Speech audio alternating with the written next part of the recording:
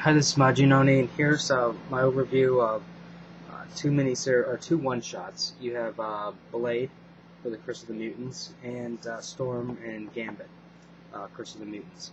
Now, there's going to be some spoilers, so if you haven't read your book, please come back. Now, I think what we have here is a prime example of one-shot that was worth it, and one-shot which is a complete waste of time. Let's do this one first. Now, this is like a Blade series, obviously, and as you can see here, the art is just god-awful. And basically what's going on is Blade is getting together his group of vampire hunters, and he's looking for, where the vampires are, which happens to be, of all places, at a Phoenix airport.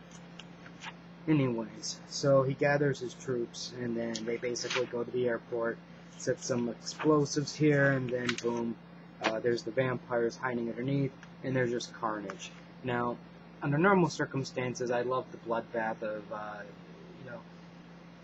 people with knives, guns, whatever, versus vampires, and there really is some nice action scenes, but unfortunately, when you look at this, the artwork here is really bad. It's so bad, it just really hurt my eyes. Very distracting, and I really couldn't appreciate what was going on. Even here, you have an interesting character, and he gets caught really quick, and he gets drawn and quartered.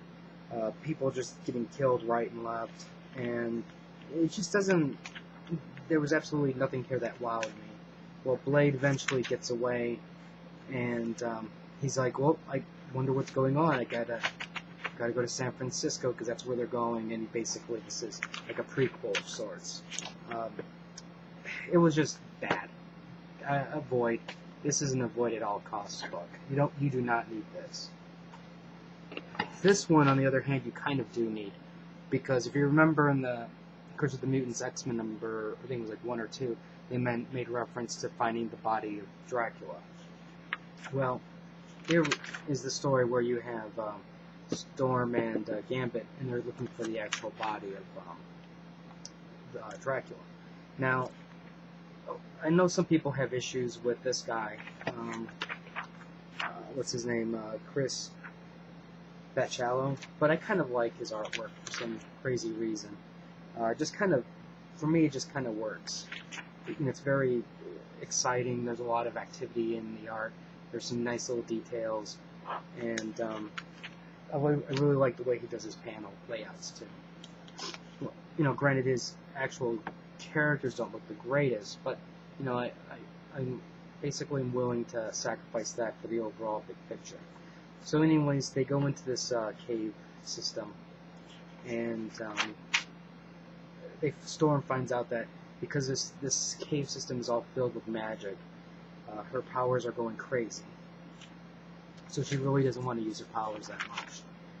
Eventually, see, this is the one thing that didn't make sense here, is Gambit sticks his toothpick thing in the guy's eye. So why didn't you just energize it so this way it would have blown up? I don't get it. Well, anyways, if you remember that one vampire from the Death of Dracula, the one that was basically thrown out, the brother, well, he's basically helping the two X-Men, and he basically leads them to where the Dracula's body is. Well, they get the floor caves in, and that's when they get separated. So it's basically Storm's job is to shut down the shield system, so this way they can port in the other X-Men, and Gambit and the Dracula guy go looking for the body.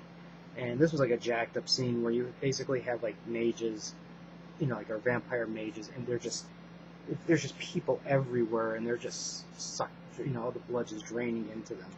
So Storm now has a very tough ethical decision. You have humans begging for help, wanting to die type thing, but if she doesn't kill, it's basically these two are connected, so she can't sever the link without these people dying up here. And if she kills them, then these people, the vampires, die. She's okay with them killing the vampires, but she doesn't want to kill the humans. Lots of fighting here. And this is why I kind of like his artwork, is because there's a lot of activity going on here.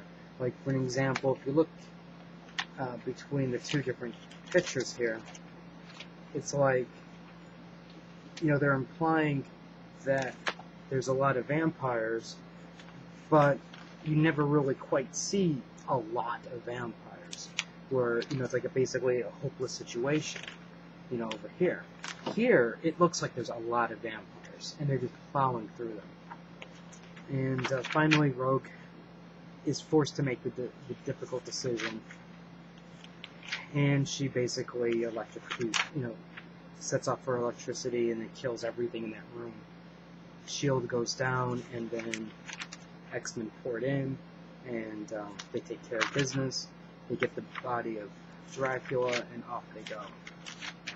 So now we'll see what happens. We'll see if this character development changes with Storm. You know, and that she's now taking innocent lives.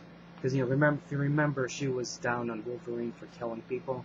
Well, she just did the same thing. She killed people, which was against her code.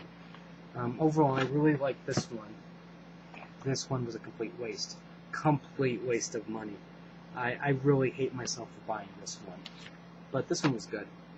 If you have any questions or comments, feel free to leave it on the side. If you bought both of these, I'm kind of curious to know which one of these two did you like the most? Blade or Storm and Gambit? Subscribe to the channel, and until next time.